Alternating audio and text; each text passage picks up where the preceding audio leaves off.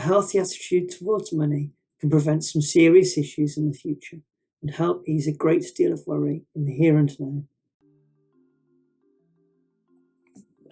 Hi, my name's Alan, and I have worked in banking and finance for over 20 years, and for the last 8 years I've had the privilege of serving as Finance Director with Agape UK. I've been asked to record a short video on the topic of money, and I'd like to share with you some of the things I have learned and found to be true, some timeless wisdom, if you like. Now, you may have noticed that money is something that is talked about a lot in life. Surprisingly, it is also something that the Bible talks a lot about too. A healthy attitude towards money can prevent some serious issues in the future and help ease a great deal of worry in the here and now. A few key principles regarding money would be: 1. Money is a tool that can and should be used well. With it you can do a lot of good, and so thinking about what you can give away is a great place to start. There are many charitable organisations who rely upon the generosity of people making donations in order to carry out their work. Consider what your interests and passions are. There will almost certainly be a charity that shares those passions.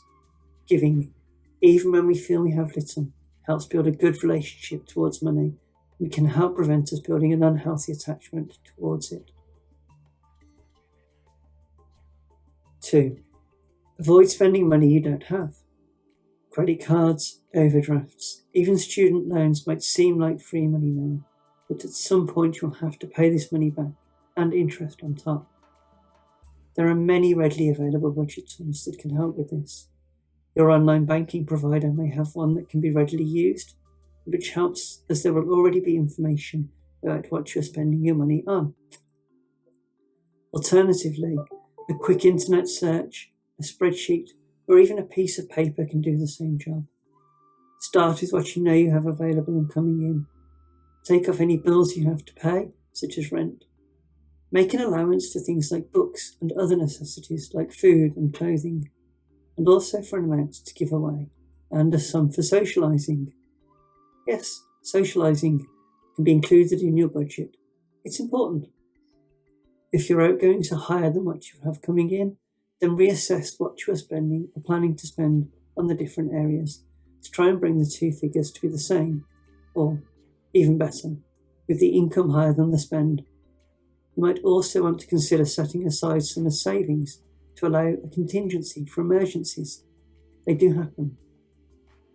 3. When it comes to making non-essential purchases, ask yourself, do I really need it? Can I afford it? Do I really need it right now? Give yourself some breathing space and avoid making impulsive purchases. What looks like a great steal now is likely not to actually be all that good. If you're spending, you are not saving, whatever the shops may tell you to the contrary. Walk away and give it say a week or two. If after the time is up you decide that you simply can't live without that latest gadget or a brand new pair of jeans, then consider whether you can get them cheaper elsewhere. Also, be mindful of the real reason you're desperate to buy that brand new gadget. Is it a genuine need?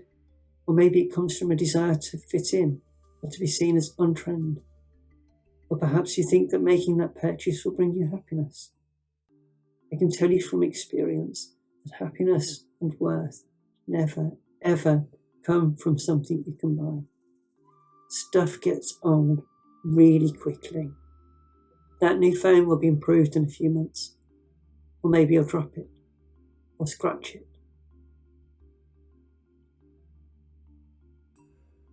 Finally, and most important of all, if you find yourself in trouble, reach out to somebody. Please don't bury your head in the sand and hope it will all go away, because it won't. On the contrary, it will only get worse.